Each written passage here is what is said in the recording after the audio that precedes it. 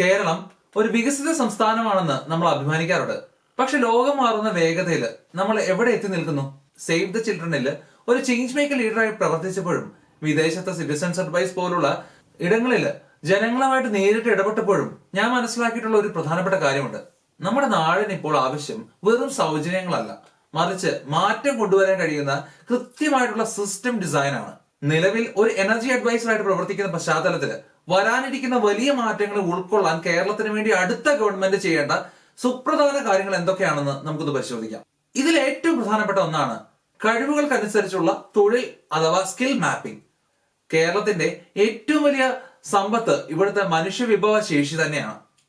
നമ്മൾ ഒരു വികസിത സംസ്ഥാനമാണെന്ന് പറയുമ്പോഴും നമ്മുടെ നാട്ടിലെ ഡിഗ്രിധാരികളിൽ എത്ര പേർക്ക് ലോക വിപണിയിൽ മത്സരിക്കാൻ കഴിയുന്ന രീതിയിലുള്ള നൈപുണ്യമുണ്ട് എന്നത് വലിയൊരു ചോദ്യചിഹ്നമാണ്. ഇവിടെയാണ് സ്കിൽ മാപ്പിംഗ് എന്ന ആശയത്തിന്റെ പ്രസക്തി.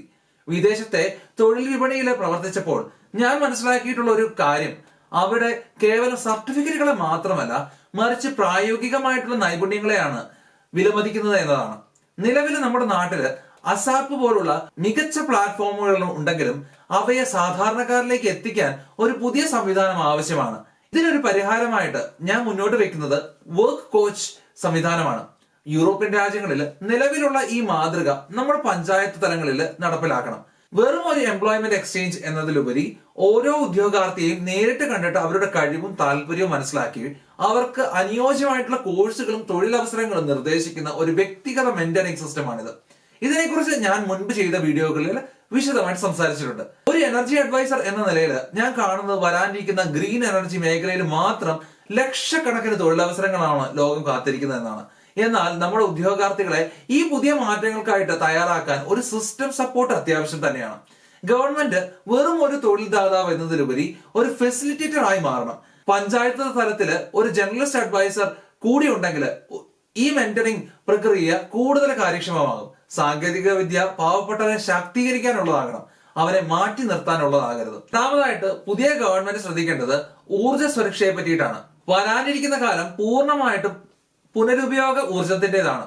ഓരോ വീടിനെയും ഓരോ പവർ പ്ലാന്റുകളായിട്ട് മാറ്റുന്ന രീതിയിൽ നമ്മുടെ സോളാർ പദ്ധതികൾ മാറേണ്ടതുണ്ട്. വെറും ഒരു സബ്സിഡി നൽകുന്നതിന് പകരം വീടുകളിൽ ഉൽപ്പാദിപ്പിക്കുന്ന അധിക വൈദ്യുതി ഗ്രിഡിലേക്ക് നൽകുകയും അതിലൂടെ വീട്ടുടമസ്ഥന് വരുമാനം ലഭിക്കുകയും ചെയ്യുന്ന ഒരു സ്മാർട്ട് എനർജി മോഡൽ നമുക്ക് ആവശ്യമാണ്. ഇത് കേവലം എന്റെ വ്യക്തിപരമായ അഭിപ്രായമല്ല. യുണൈറ്റഡ് നേഷൻസ് പുറത്തുവിട്ട ഏറ്റവും പുതിയ റിപ്പോർട്ടുകൾ പ്രകാരം കാലാവസ്ഥാ വ്യതിയാനം തടയുന്നതിനും സാമ്പത്തിക ഭദ്രത ഉറപ്പാക്കുന്നതിനും പ്രാദേശികമായിട്ടുള്ള ഊർജ ഉൽപാദനം അല്ലെങ്കിൽ ഡീസെൻട്രലൈസ്ഡ് എനർജി പ്രൊഡക്ഷൻസ് അനിവാര്യമാണ്. അന്താരാഷ്ട്ര ഊർജ ഏജൻസിയുടെ റിപ്പോർട്ടുകൾ സൂചിപ്പിക്കുന്നത് 2030 ലോകത്തെ പകുതിയോളം ഊർജ ആവശ്യങ്ങളും സൗരോർജത്തിലൂടെ കണ്ടെത്താനാകുമെന്നാണ്. നമ്മുടെ നാട്ടിലെ പ്രമുഖ മാധ്യമങ്ങൾ റിപ്പോർട്ട് ചെയ്യുന്നത് പോലെ KSEBയുടെ വർദ്ധിച്ചു വരുന്ന കടബാധ്യതകൾക്ക് പരിഹാരം കാണാൻ ഇത്തരം ജനകീയ സോളാർ പദ്ധതികൾക്ക് സാധിക്കും. വൻകിട പവർ പ്ലാന്റുകളെ ആശ്രയിക്കുന്നത് കുറയുന്നതോടെ പ്രസരണ നഷ്ടം അല്ലെങ്കിൽ ട്രാൻസ്മിഷൻ ലോസ് ഇല്ലാതാവുകയും സാധാരണക്കാരുടെ മാസാവസാനത്തെ കറണ്ട് ചാർജ് ഇല്ലാതാവുകയും ചെയ്യും. ഇത് അവരുടെ കയ്യിൽ മറ്റ് അത്യാവശ്യ കാര്യങ്ങൾക്കായിട്ട് കൂടുതൽ പണം മിച്ചം വരാൻ സഹായിക്കും. ദ ഹിന്ദു പോലുള്ള പത്രങ്ങളിൽ വന്ന വിശകലനങ്ങൾ സൂചിപ്പിക്കുന്നത് പോലെ ഊർജ സ്വയം പര്യാപ്തത കൈവരിക്കുന്നതോടെ കേരളത്തിന് ഒരു ഗ്രീൻ എനർജി ഹബ്ബായിട്ട് മാറാൻ സാധിക്കും. ഇത് കേവലം പരിസ്ഥിതി സൗഹൃദം മാത്രമല്ല, ഓരോ കുടുംബത്തിന്റെയും സാമ്പത്തിക നട്ടെല്ല് ശക്തിപ്പെടുത്തുന്ന ഒരു വിപ്ലവം കൂടിയാണ്. ഈ ഊർജ മാറ്റത്തില് നാം കണ്ടുപിടിക്കേണ്ട മറ്റൊരു മികച്ച മാതൃകയാണ് സ്കോട്ട്ലൻഡിലെ കമ്മ്യൂണിറ്റി ഹീറ്റിംഗ് സിസ്റ്റം. വ്യക്തിഗതമായിട്ട് ഓരോ വീട്ടിലും ഹീറ്ററുകൾ വെക്കുന്നതിന് പകരം ഒരു നിശ്ചിത പ്രദേശത്തെ വീടുകളിലേക്കും സ്ഥാപനങ്ങളിലേക്കും ഒരു കേന്ദ്രീകൃത പ്ലാന്റിൽ നിന്ന് ചൂടെത്തിക്കുന്ന രീതിയാണ്. സ്കോട്ട്ലൻഡിലെ ഗ്ലാസ്ഗോയിലുള്ള ഗ്ലെൻ ഹോൾ പ്രോജക്റ്റോ അല്ലെങ്കിൽ ക്ലൈഡ് ബാങ്കിലെ ക്വീൻസ് ക്വേ പോലുള്ള പദ്ധതിയോ ഇതിന് മികച്ച ഉദാഹരണങ്ങളാണ്. ഇവിടെ പുഴയിലെ വെള്ളത്തിൽ നിന്നുള്ള താപോർജ്ജം ഉപയോഗിച്ചാണ് ആയിരക്കണക്കിന് വീടുകളിൽ ചൂടെത്തിക്കുന്നത്. കേരളത്തിന്റെ പശ്ചാത്തലത്തില് ഇതിനെ എങ്ങനെ പ്രായോഗികമാക്കാം? നമ്മുടെ നാട്ടിൽ തണുപ്പിന് പകരം ചൂടാണ് വില്ലൻ അല്ലെ? അതുകൊണ്ട് തന്നെ ഡിസ്ട്രിക്ട് കൂളിംഗ് സിസ്റ്റം എന്ന ആശയം നമുക്കിവിടെ പരീക്ഷിക്കാവുന്നതാണ്. വൻകിട ഫ്ളാറ്റുകൾക്കോ ഓഫീസുകൾക്കോ വേണ്ടി ഓരോ മുറിയിലും എയർ കണ്ടീഷനുകൾ വെച്ചിട്ട് അമിതമായിട്ട് വൈദ്യുതി പാഴാക്കുന്നതിന് പകരം ഒരു കമ്മ്യൂണിറ്റി പ്ലാന്റിൽ നിന്ന് തണുത്ത വായു വിതരണം ചെയ്യുന്ന രീതി നടപ്പാക്കാം. ഇത് ഊർജ ഉപഭോഗം 40% വരെ കുറയ്ക്കുമെന്നാണ് അന്താരാഷ്ട്ര ഏജൻസി സാക്ഷ്യപ്പെടുത്തുന്നത്. ഇത്തരത്തില് വ്യക്തിഗത പരിഹാരങ്ങളിൽ നിന്ന് മാറി സമൂഹത്തിന് ആകെ ഗുണകരമാകുന്ന സിസ്റ്റം ഡിസൈനുകൾ വരുമ്പോൾ മാത്രമേ യഥാർത്ഥ മാറ്റം സംഭവിക്കൂ. ഐക്യരാഷ്ട്ര സംഘടന മുന്നോട്ട് വയ്ക്കുന്ന സുസ്ഥിര വികസന ലക്ഷ്യങ്ങളിൽ ഇത്തരം കമ്മ്യൂണിറ്റി അധിഷ്ഠിത പരിഹാരങ്ങൾക്ക് വലിയ പ്രാധാന്യമുണ്ട്. സ്കോട്ട്ലൻഡിലെ ഈ കമ്മ്യൂണിറ്റി മോഡലുകൾ നമ്മുടെ നാട്ടിലെ തദ്ദേശ സ്വയംഭരണ സ്ഥാപനം വഴി നടപ്പിലാക്കിയിട്ടുണ്ടെങ്കിൽ അത് വലിയൊരു സാമ്പത്തിക ലാഭം കൂടിയാകും. മൂന്നാമതായിട്ട് പുതിയതായി വരുന്ന ഗവൺമെന്റ് ശ്രദ്ധിക്കേണ്ട മറ്റൊരു പ്രധാനപ്പെട്ട കാര്യമാണ് ക്ഷേമ പദ്ധതികളുടെ ഏകോപനം. നിലവിൽ നമ്മുടെ സംസ്ഥാനത്ത് 100 കണക്കിന് ക്ഷേമ പദ്ധതികൾ വിവിധ വകുപ്പുകളായിട്ട് ചെയ്തു കിടക്കുകയാണ്. ഒരു സാധാരണക്കാരന് ഈ ആനുകൂല്യങ്ങൾക്കായിട്ട് പല ഓഫീസുകൾ കയറി ഇറങ്ങേണ്ടി വരുന്നു. ഇതിനൊരു ശാശ്വത പരിഹാരമായിട്ട് നമ്മുടെ മുമ്പത്തെ വീഡിയോയിലൊക്കെ ചർച്ച ചെയ്ത യൂണിവേഴ്സൽ ക്രെഡിറ്റ് മാതൃകയിൽ ഒരു സിംഗിൾ വിൻഡോ സിസ്റ്റം അടുത്ത ഗവൺമെന്റ് നിർബന്ധമായിട്ട് നടപ്പിലാക്കണം. അനാവശ്യമായിട്ടുള്ള ബ്യൂറോക്രസിയും സങ്കീർണമായിട്ടുള്ള ഫയൽ നീക്കങ്ങൾ ഒഴിവാക്കി ഡിജിറ്റൽ സാങ്കേതിക വിദ്യയുടെ സഹായത്തോടെ അർഹരായവർക്ക് മാത്രം സഹായം നേരിട്ട് ബാങ്ക് അക്കൗണ്ടിൽ എത്തുന്നു എന്ന് ഉറപ്പുവരുത്തുകയാണ് ഇതിലൂടെ വേണ്ടത്. വരും വർഷങ്ങളിൽ കേരളം നേരിടാൻ പോകുന്ന സാമ്പത്തിക വെല്ലുവിളികളെ അതിജീവിക്കാൻ ഇത്തരം കൃത്യതയാർന്ന വിതരണ സംവിധാനങ്ങൾ അല്ലെങ്കിൽ ടാർഗറ്റ് ഡെലിവറി അനിവാര്യമാണെന്ന് നിരവധി സാമ്പത്തിക വിദഗ്ധർ ചൂണ്ടിക്കാട്ടുന്നു. ഈ വിഷയത്തിൽ പല പ്രമുഖ ദിനപത്രങ്ങൾ റിപ്പോർട്ട് ചെയ്ത പോലെ കേരളത്തിലെ ക്ഷേമനിധി ബോർഡുകളുടെയും സാമൂഹിക പെൻഷനുകളുടെയും പുനഃസംഘടന അനിവാര്യമായിരിക്കുകയാണ്. കൃത്യമായിട്ടുള്ള ഡേറ്റാബേസ് ഇല്ലാത്തതിനാൽ അർഹതയില്ലാത്തവര് ആനുകൂല്യങ്ങൾ കൈപ്പറ്റുന്നതും യഥാർത്ഥ പാവപ്പെട്ടവര് പുറന്തള്ളുന്നതുമായിട്ടുള്ള ഗൗരവതരമായ വിഷയമാണ് എന്ന് പത്ര റിപ്പോർട്ടുകൾ വ്യക്തമാക്കുന്നു. അടുത്ത ഗവൺമെന്റ് ചെയ്യേണ്ടത് വിവര സാങ്കേതിക വിദ്യ ഉപയോഗിച്ച് ഈ ഡേറ്റ ബേസുകൾ ഏകീകരിക്കുകയും 5 മിനിറ്റിൽ അപേക്ഷ അടുത്ത മാസം അക്കൗണ്ടിൽ പണം എന്ന വികസിത രാജ്യങ്ങളിലെ രീതിയിലേക്ക് മാറുകയും ചെയ്യുക എന്നതാണ്. ഇവിടെ ഗവൺമെന്റിന്റെ റോള് ഒരു നിയന്ത്രികൻ എന്നതിൽ നിന്ന് മാറി ഒരു സേവനദാതാവ് അല്ലെങ്കിൽ സർവീസ് പ്രൊവൈഡർ എന്ന നിലയിലേക്ക് ഉയരണം. സിറ്റിസൺസ് അഡ്വൈസ് ബ്യൂറോ മാതൃകയിൽ ഒരു ഫെസിലിറ്റേഷൻ സെന്റർ പഞ്ചായത്തുകൾ ഉണ്ടെങ്കിൽ സിസ്റ്റത്തിൽ പിഴവുകൾ കാരണം പണയം തടയപ്പെടുന്നത് ഒഴിവാക്കാൻ സാധിക്കും. പണം ആർക്ക് നൽകുന്നു എന്നതിലുപരി അത് എത്രത്തോളം സുതാര്യമായി വേഗത്തിൽ നൽകുന്നു എന്നതിലാകണം പുതിയ ഭരണകൂടത്തിന്റെ വിജയം. നാലാമതായി കേരളം നേരിടുന്ന ഏറ്റവും വലിയ വെല്ലുവിളിയായ മാലിന്യ സംസ്കരണമാണ് അടുത്ത ഗവൺമെന്റ് മുൻഗണന നൽകേണ്ട മറ്റൊരു പ്രധാനപ്പെട്ട വിഷയം. ബ്രഹ്മപുരം പ്ലാന്റിലുണ്ടായ ദുരന്തം കേരളത്തിന് നൽകിയ ഒരു വലിയൊരു പാഠമുണ്ട്.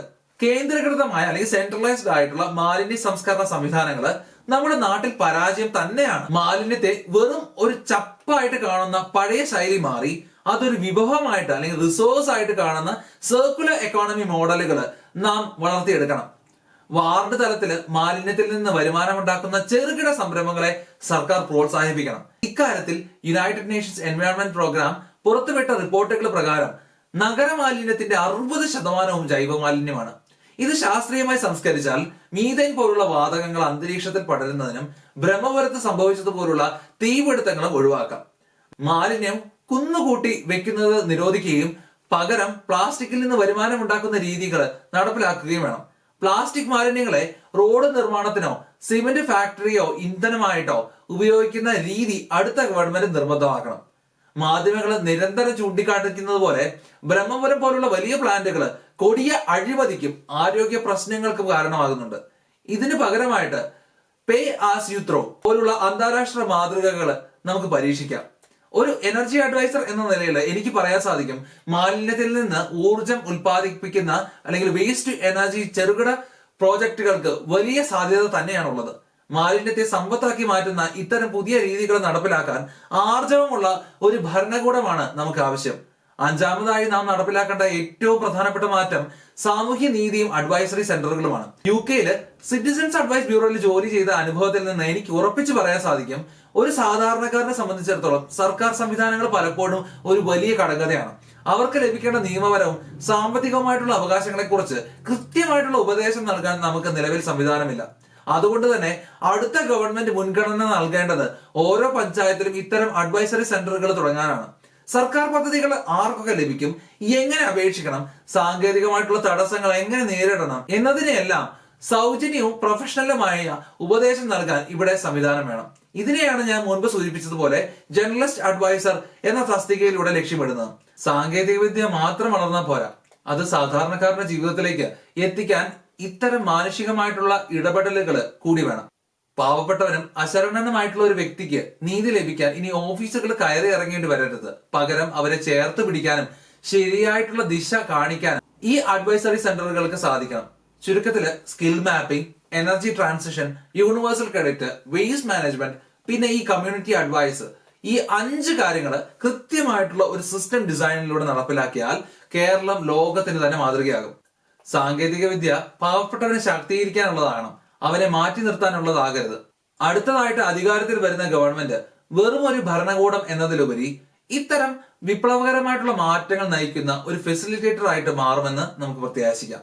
ഇവിടെയാണ് എന്റെ ചോദ്യം. കേരളത്തില് അടുത്തതായിട്ട് വരാനിരിക്കുന്ന ഭരണകൂടം അത് LDF ആകട്ടെ, UDF ആകട്ടെ, അതോ BJP ആകട്ടെ, ആരാണ് ഇത്തരം വിപ്ലവകരമായിട്ടുള്ള മാറ്റങ്ങൾ കൊണ്ടുവരാൻ ഏറ്റവും അധികം പ്രാപ്തർ എന്ന് നിങ്ങൾ കരുതുന്നത്? നിങ്ങൾ ഈ മാറ്റങ്ങളോട് യോജിക്കുന്നുണ്ടോ? നിങ്ങളുടെ അഭിപ്രായങ്ങൾ താഴെ ഒന്ന് കമന്റ് ചെയ്യുക.